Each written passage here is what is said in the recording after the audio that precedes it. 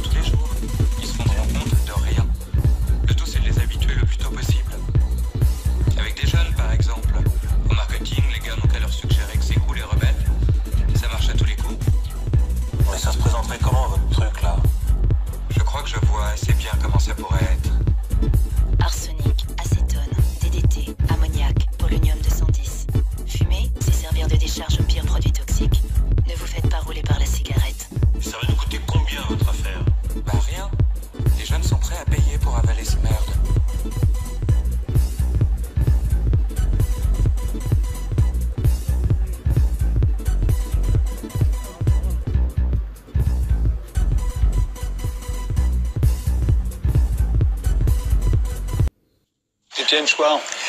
Je pense que c'est une erreur de penser que les politiques sont impuissants ou incapables ou ne comprennent pas, en faisant comme s'ils servaient l'intérêt général, et pour servir l'intérêt général, effectivement, ils sont pas bons. Si on renverse la perspective en comprenant que finalement ces gens-là servent les intérêts de ceux qui les ont fait élire et qui sont les 1% les plus riches de la population, à ce moment-là, c'est pas du tout une catastrophe. Vous parlez de catastrophe, mais c'est une réussite formidable. Tout se passe comme prévu. La sécurité sociale est détricotée, le chômage se porte à merveille, ce qui permet de tenailler les salaires et d'avoir des bas salaires, donc des hauts profits. Donc tout se passe bien, en fait, du point de vue des 1% qui se gavent comme jamais.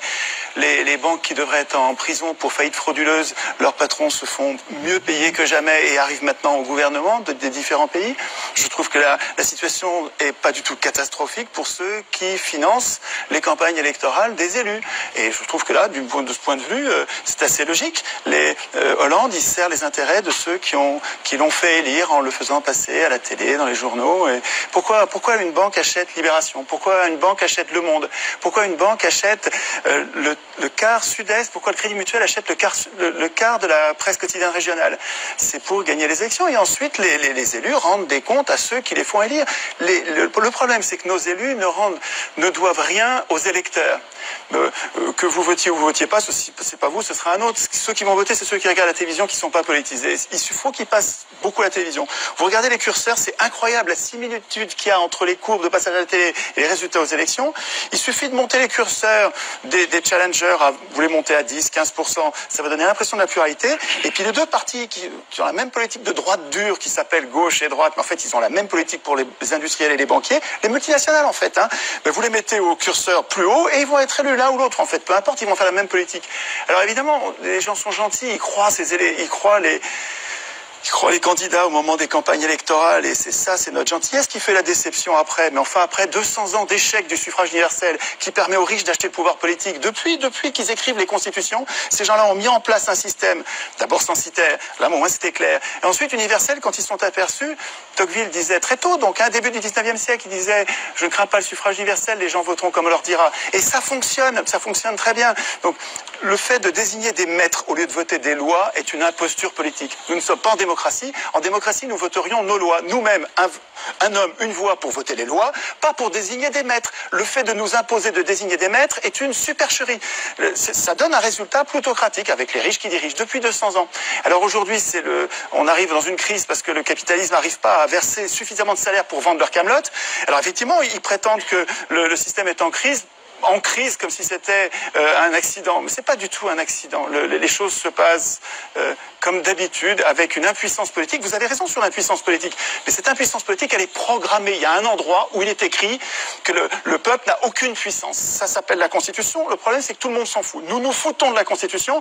C'est bien fait pour nous. C'est pas la faute des affreux qui dirigent. C'est notre faute à nous de pas écrire notre Constitution dans laquelle nous prévoirions notre puissance. Le référendum d'initiative populaire, les élections sans candidat ou les élections avec des primaires et avec l'impossibilité pour les condamnés de se représenter, etc. Notre impuissance tient à notre démission du processus constituant.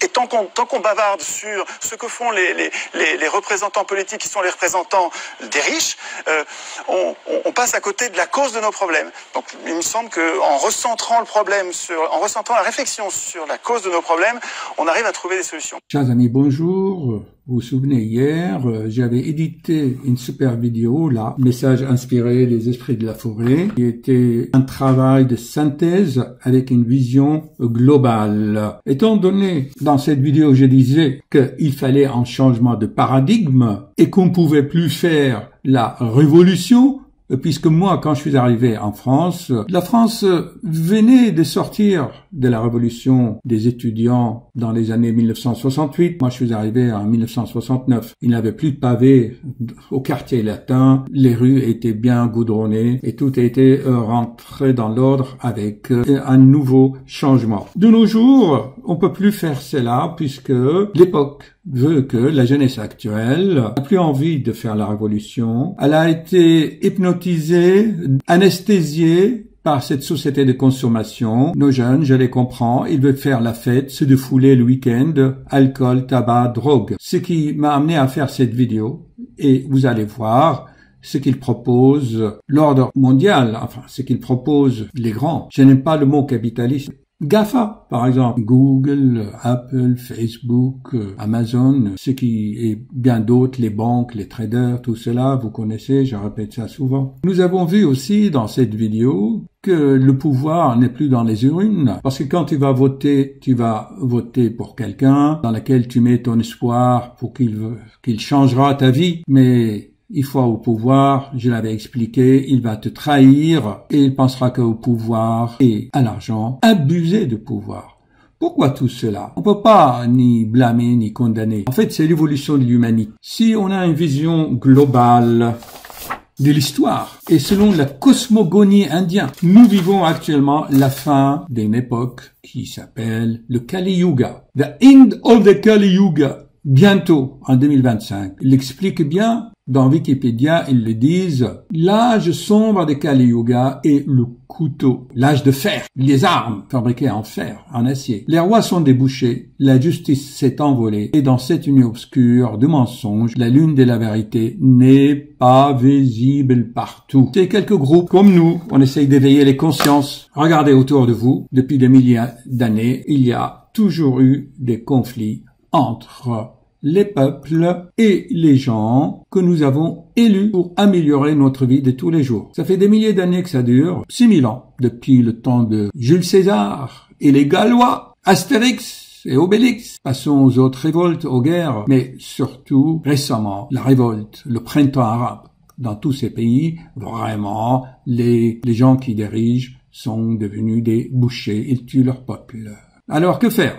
Eh bien, ne pas tomber dans leur piège, c'est le culte du corps. Parce que pour consommer, il faut glorifier le corps. C'est, comme on dit, la mode. Il faut être à la mode.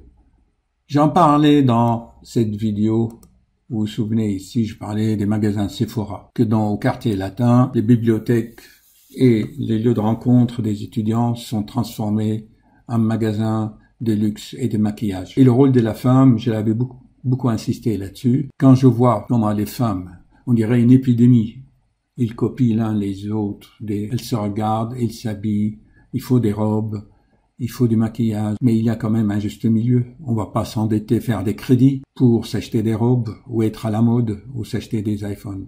Pour la pratique, dans une première phase, ne pas sombrer. Être vigilant, bien sûr, on le répète souvent. Et le retour à la nature, ce que je disais dans ma vidéo ici. Je disais aussi dans le descriptif qu'il y a même des mairies dans des communes de France qui te proposent des fermes pour un euro symbolique, mais à la condition que tu retapes et que tu fasses des travaux de rénovation par toi-même si tu es un bricoleur.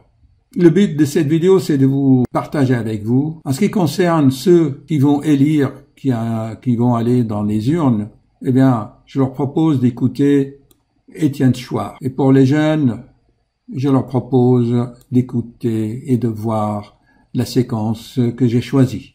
Ok? Voilà, je ne prolonge plus cette vidéo. Allez, je vais faire le montage, ça va me prendre encore des heures. Bon, allez, tout va s'arranger.